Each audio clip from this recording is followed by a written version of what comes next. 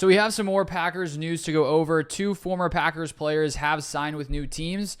First off, we have here from Mike Garafolo, who says, after a season out with a neck injury, running back A.J. Dillon is on his way back to the NFL. Headed to the Eagles on a one-year deal, source says Dillon has received clearance from the top neck specialists in the country. So if you're A.J. Dillon, that is not a bad spot to end up on, a bad team to go to, coming off a Super Bowl victory.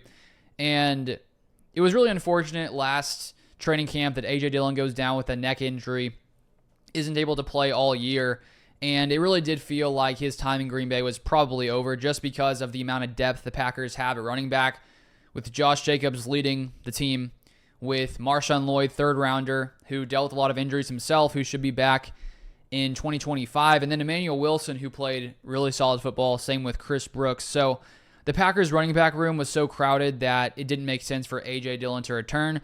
But I'm happy to see Dillon get another chance, getting to go play with the Eagles. And, Dillon, I think, was a great guy to have in Green Bay. Seemed like he always loved Wisconsin and the fans and things like that. And when we look at A.J. Dillon during his time in Green Bay, he had a ton of carries, 708 total snaps, a total of 613 carries during his time in Green Bay. He split, a lot of the snaps with Aaron Jones during some of those years.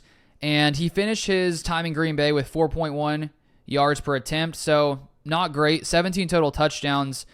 And I feel like he, especially his rookie year, it seemed to me that he seemed much more explosive his rookie year to me. He had 5.2 yards per attempt that year, and then the following years, 4.3, 4.1, 3.4.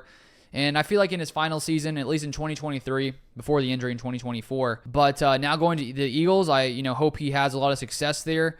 It looks like maybe he'll be the one of the Eagles' backups. So not a bad spot for A.J. Dillon to go to. And then the second move here, it just came out from Jeremy Fowler, who says former Packers center Josh Myers has agreed to terms with the Jets on a one-year, $3.5 million deal per source. 4-year starter in Green Bay, back with Justin Fields, his Ohio State teammate. So news had come out a few days ago from Bill Huber that it looked like the Packers were not going to be bringing back Josh Myers. The Packers sign Aaron Banks from the Niners to a 4-year, $77 million deal. And then from Tom Silverstein, it came out that the plan is to move Elgton Jenkins to center. And so Josh Myers wasn't great when it came to pass blocking in 2024. Out of a lot of centers, guys who at least had around 1,000 snaps. I think he had like the third most pressures allowed. And so he was pretty inconsistent, so the Packers decide to move on from him, but now he goes to the New York Jets. But that's the latest news for the Packers. If you want more Packers news, feel free to turn on the notifications, and I'll see you guys next time.